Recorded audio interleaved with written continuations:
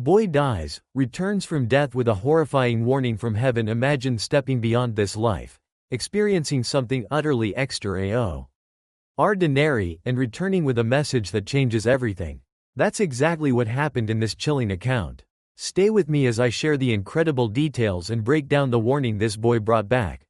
A warning involving none other than President Donald Trump. This is the story of Ethan. Let's dive in. My name is Ethan, and I was only 10 years old when I died.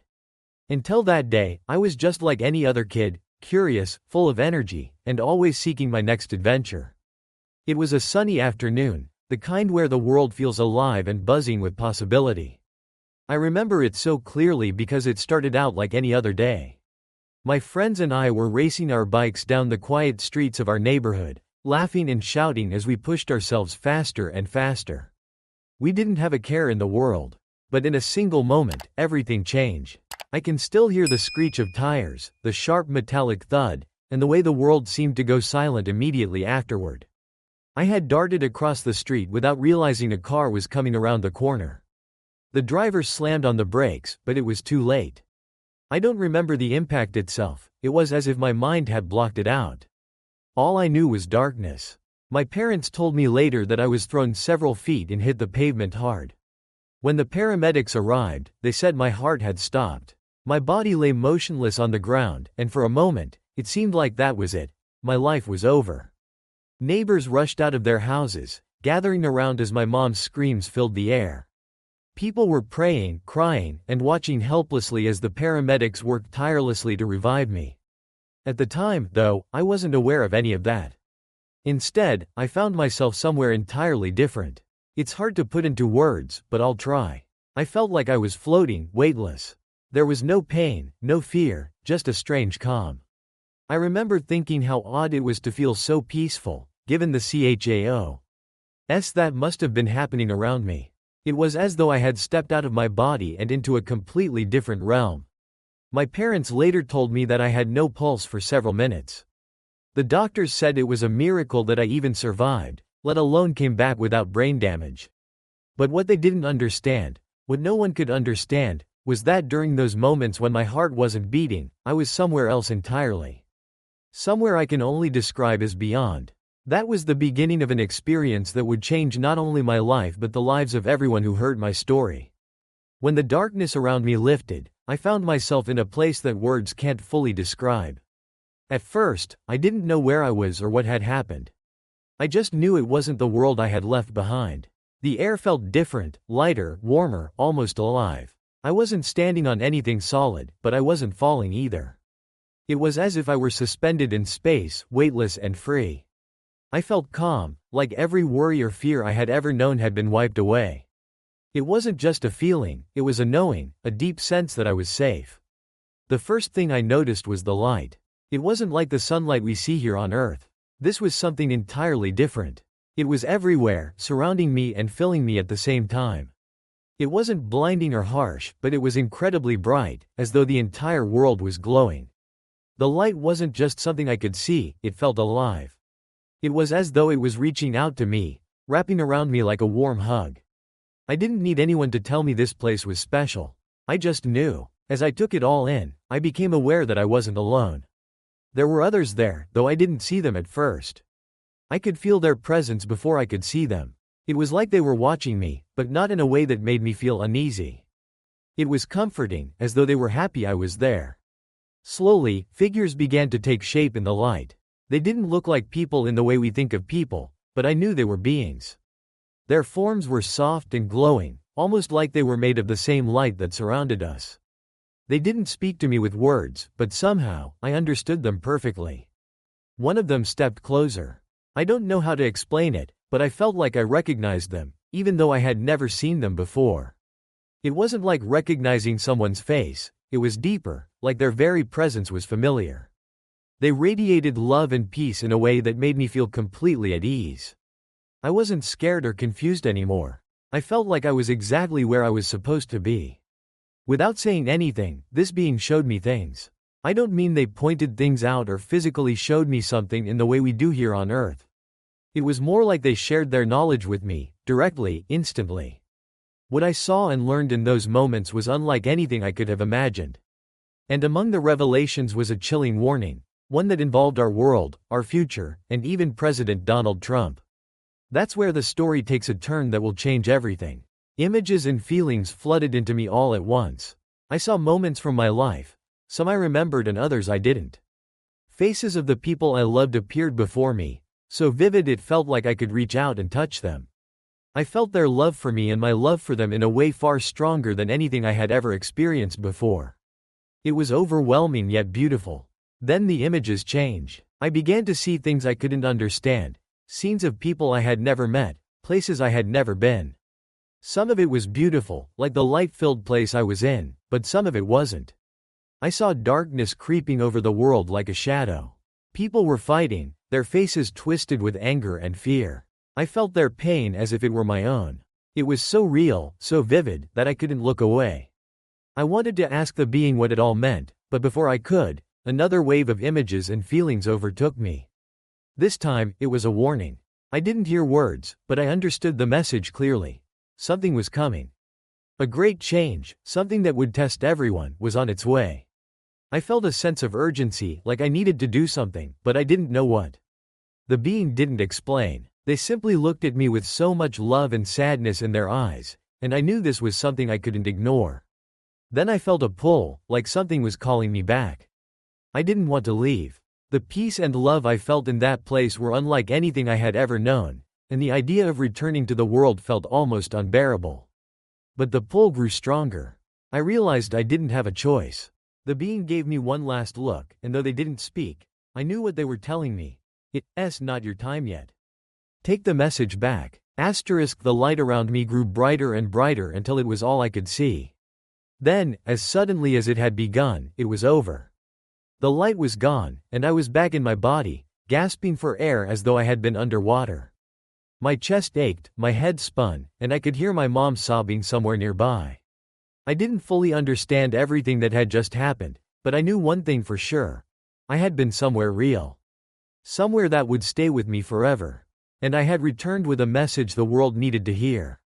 When I opened my eyes, I was back. The world felt heavy, solid, and so different from the place I had just been. I realized I was lying on something hard, the ground, and everything around me was loud and CHAO. Tick. I could hear the distant wail of sirens, the frantic voices of my parents, and someone shouting instructions. My chest burned, my body ached, and every breath felt like a struggle. It took a moment to understand that I had survived. I didn't speak right away. My parents were leaning over me, crying and holding my hand while paramedics worked quickly to get me onto a stretcher. The look on their faces was something I'll never forget, a mix of overwhelming relief and disbelief. I could feel their love, but there was something else lingering in the back of my mind, the message. The words and images from that place felt seared into my soul, impossible to ignore or forget. They rushed me to the hospital, and as doctors and nurses worked around me, I started to piece together what had happened. I overheard snippets of conversations, words like miracle, no pulse, and cardiac arrest. I learned that I had been clinically dead for several minutes. To everyone around me, it seemed like a medical mystery. That I had come back at all, let alone without any apparent damage, was astounding. But to me, it wasn't a mystery. I knew I had been sent back for a reason. It wasn't until much later, when the doctors had left and my parents were sitting quietly by my bedside, that I finally spoke about it. I didn't know how to begin. How do you explain something like that to people who weren't there? I was afraid they wouldn't believe me, or worse, that they'd think I had imagined it all. But the memory of the light, the beings, and the message was too strong to keep to myself. I need to tell you something, I said, my voice hoarse and shaky. My parents looked at me, their eyes wide with concern. When I was gone, I wasn't really gone. I was somewhere else. My mom reached for my hand, tears welling up in her eyes. You don't have to talk about it if you're not ready, she said softly. But I shook my head. I need to get it out, I said. I saw something, I continued. It wasn't just a dream or my imagination. It was real. I found myself in a place filled with light, and there were beings there.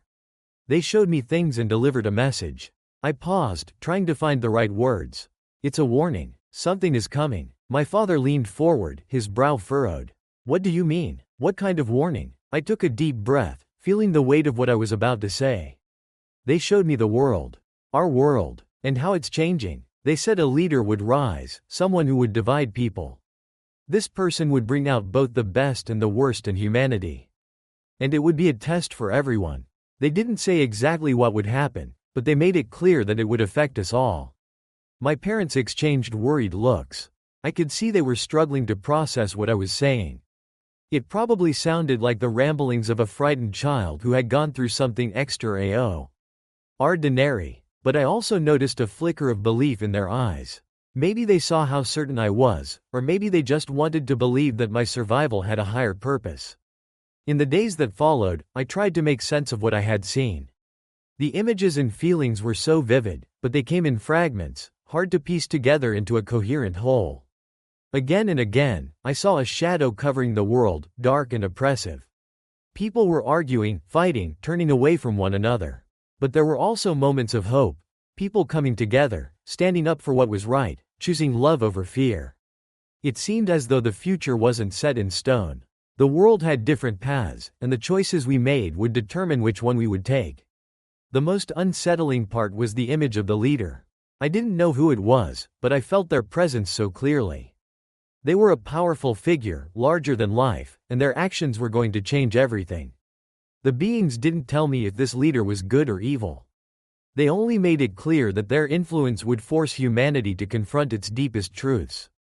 It wasn't just about the leader, but about how we, as people, would respond to them. I began to tell others about my experience, but not everyone believed me. Some dismissed it as a hallucination or the effects of being so close to death. Others listened with curiosity but didn't know what to make of it. Only a few people truly listened, understanding that what I was saying wasn't just a story, it was a warning. As time went on, I felt the weight of what I had seen grow heavier. I was just a child, but I had been given a tremendous responsibility. I didn't know what I was supposed to do with it, but I knew I couldn't ignore it.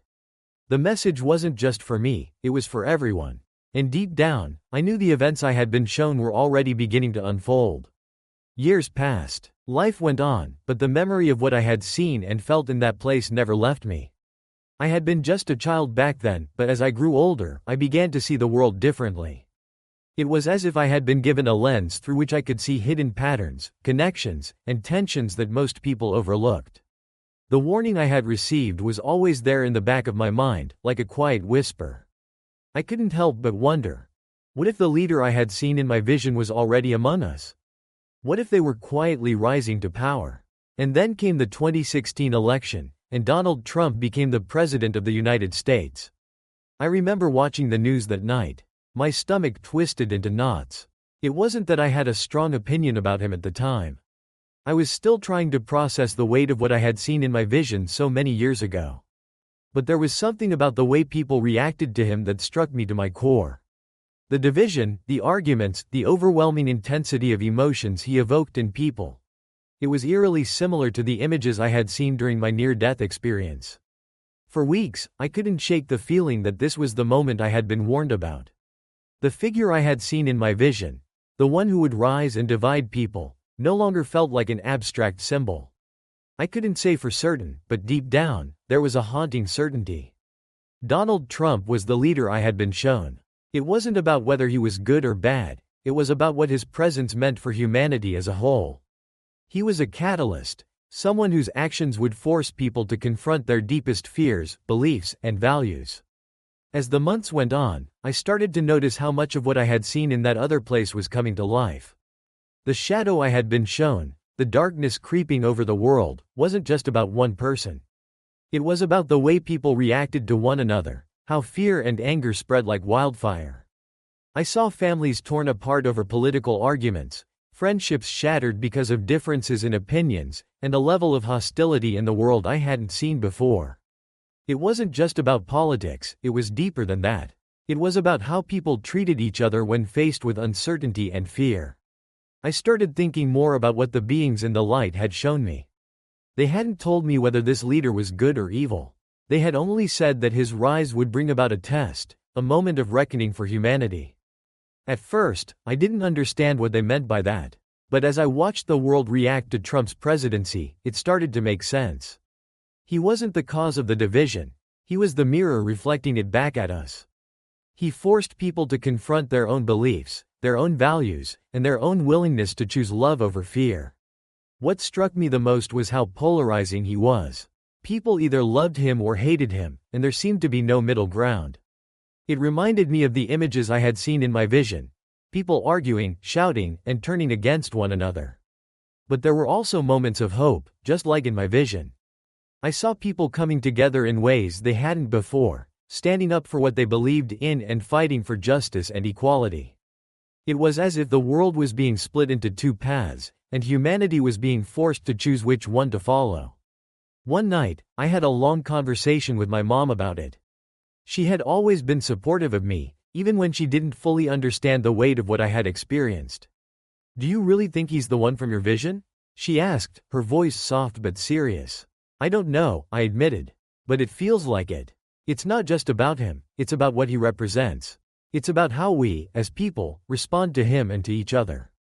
The beings didn't tell me everything, but they made it clear that this leader would be a test. And I think we're living through that test right now. She nodded, her eyes filled with both concern and understanding. "So what do we do?" I didn't have an answer. I still don't. But what I do know is that the choices we make during this time will shape the future in ways we can't even begin to imagine. The beings showed me a world where darkness spread unchecked, where fear and anger consumed everything. But they also showed me a world where people came together, where love and compassion triumphed over hate.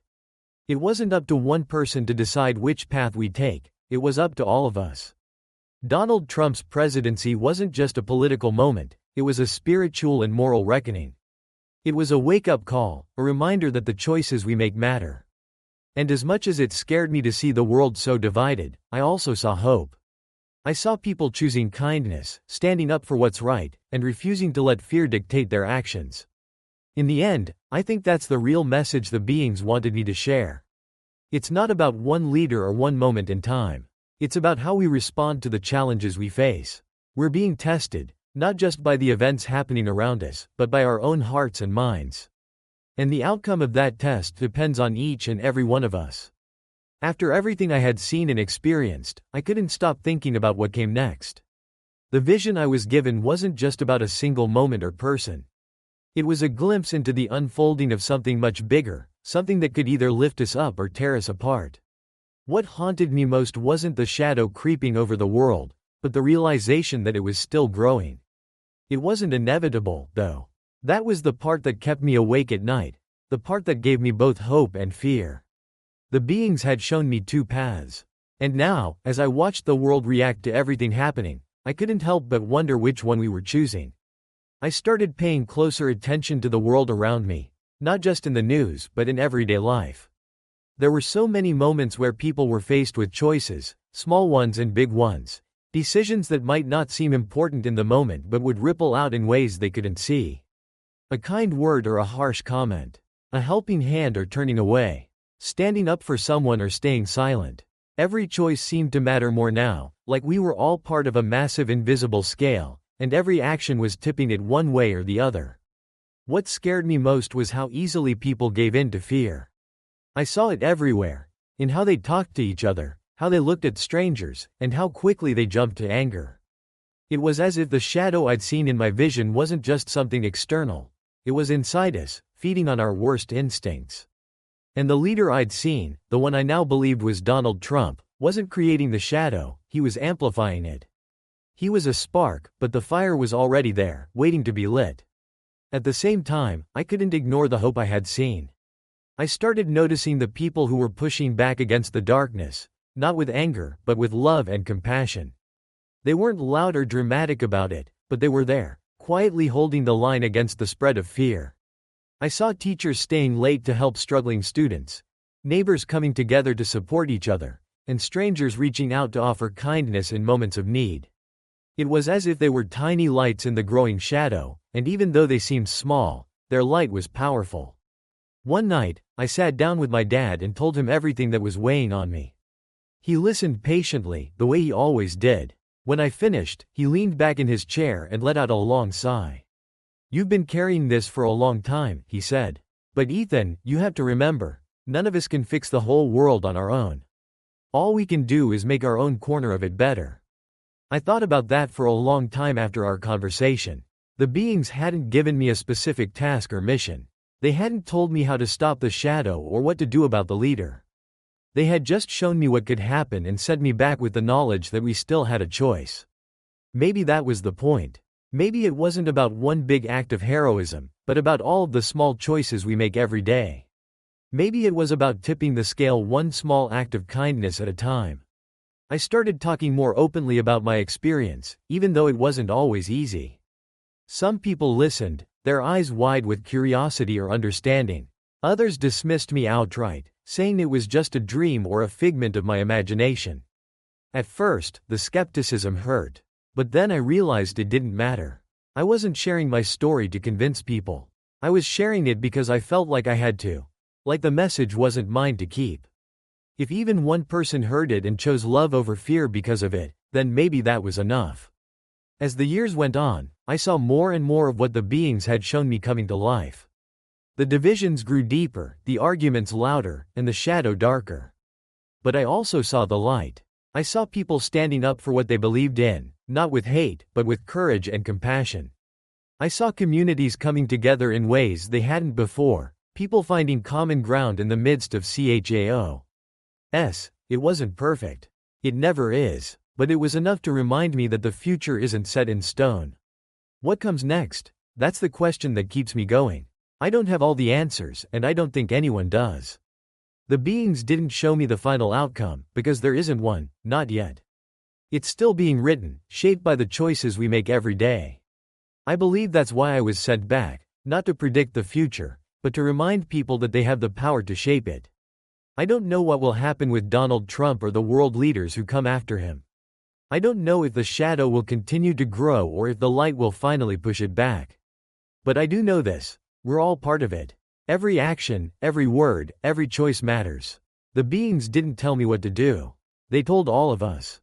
And if there's one thing I've learned, it's that even the smallest light can make a difference in the darkest places. So now I keep moving forward, sharing my story and trying to live by the message I was given. It's not always easy, and there are days when the weight of it feels overwhelming. But then I remember the light I saw, the love and peace that filled that place, and I know it's worth it. We're not just being tested. We're being given a chance. And I believe with all my heart that we still have the power to choose the path of light.